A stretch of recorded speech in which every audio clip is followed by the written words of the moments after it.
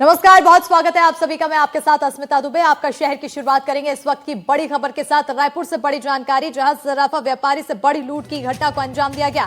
व्यापारी से लूटे 86 किलो चांदी के जेवर। बता दें कि लूटे गए गहनों की कीमत करीब 1.5 करोड़ बताई जा रही है। हथियार के दम पर लूट की वारदात को अंजाम दिया गया है। पीड़ित व्यापारी ने कोतवाली थाने में शिकायत दर्ज कराई है। मौके पर पहुंची पुलिस, सीसीटीवी की जांच जारी है। बड़ी खबर आपको रायपुर से बता रहे हैं, जहां पर सराफा व्यापारी से बड़ी लूट। वहीं व्यापारी से 86 किलो चांदी के जेवरात लूटे गए हैं।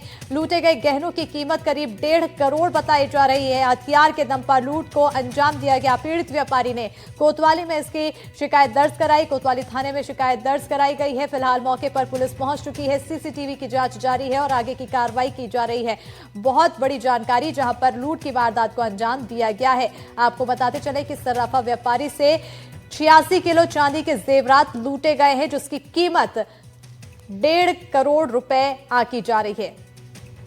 हथियार के दम पर लूटे गए ये जेवर। तो वहीं पीड़ित परिवार ने, व्यापारी ने कोतवाली थाने में शिकायत दर्ज कराई। मौके पर पुलिस की टीम पहुंच चुकी है।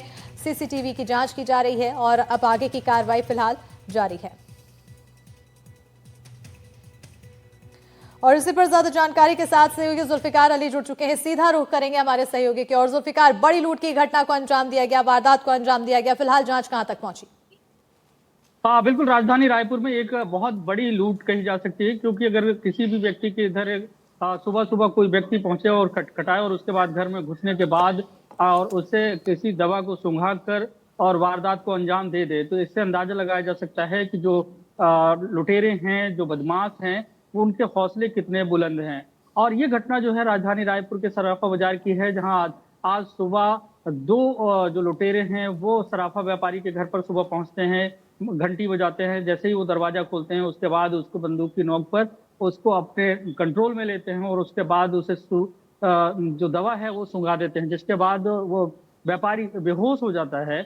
और उसके घर पर रखा हुआ चांदी के जो जेवर हैं, क्योंकि व्यापारी है और वो भी सराफा का व्यापारी है, तो उसके पास इधर 86 किलो की चांदी के जो आभूषण थे, उनको लेकर जो लुटेरे हैं वो फरार हो जाते हैं। जब व्यापारी को होश आता है और उसके बाद वो पुलिस को इस बात की सूचना देता है कि उसके साथ लूट हो गई है और घर में घुसकर लूट हुई है। हालांकि जब दोपहर के बाद पुलिस को इसकी सूचना दी गई, पुलिस ने इस पूरे मामले की जांच के लिए फॉरेंसिक टीम, डॉग स्क्वाड की टीम को भेजा। और वहाँ जो फॉरेंसिक टीम ने जो फॉरेंसिक एविडेंसेस हैं उनके प्रिंट्स अपने साथ लिए हैं। और सबसे खास बात ये रही कि जिस घर में वो घुसे, उस घर का जो सीसीटीवी फुटेज था, डीवीआर था, उससे जो लुटेरे हैं वो उखाड़ कर अपने साथ ले गए। हालांकि पुलिस इस पूरे मामले में, जो पूरी की गली है और अलग अलग घर हैं, क्योंकि सराफा बाजार है, वहां पे गलियां जो हैं पतली हैं, तो जो अलग अलग दूसरे घरों में जो सीसीटीवी फुटेज लगे हुए हैं, उस आधार पर पुलिस इन्वेस्टिगेशन कर रही है। और इस मामले में रायपुर के एसएसपी डॉक्टर लाल उमेद सिंह ने कहा है कि कोतवाली थाने को जो सूचना मिली है, जो बयान दर्ज हुए हैं, उन बयान दर्ज करने वाले जो व्यापारी हैं उसके आधार पर इन्वेस्टिगेशन की जा रही है। आसपास के लोग हैं, उनसे भी पूछताछ की जाएगी। सीसीटीवी फुटेज वहां के निकाले जाएंगे कि उस गली पे उस दौरान जब जो व्यापारी बता रहे हैं कि उसके घर लुटेरे पहुंचे थे, उस दौरान आसपास किसका मूवमेंट था, कौन कौन लोग गए। तो अलग अलग डायरेक्शन के जो सीसीटीवी फुटेज हैं उनके आधार पर ये पूरी इन्वेस्टिगेशन अभी चल रही है। बिल्कुल हालांकि आरोपी को जल्द गिरफ्तारी करने का दावा पुलिस कर रही है। बिल्कुल। क्या अभी तक सुराग लग पाया है? क्योंकि इन्वेस्टिगेशन तो लगातार जारी है, लेकिन कुछ तो ऐसे सुराग लगा हो कि आखिर आरोपी कौन, कहाँ के? अस्मिता, अभी सुराग नहीं लगा है, क्योंकि अभी पुलिस का ये कहना है कि जो आरोपी हैं उसके बयानों का परीक्षण किया जा रहा है कि बयान के आधार पर कि टाइमिंग क्या थी, कितने लोग थे जब घर के अंदर घुसे, तो उनसे पहले शब्द क्या था, उनकी जो बात करने की जो शैली थी, वो शैली कहाँ की थी।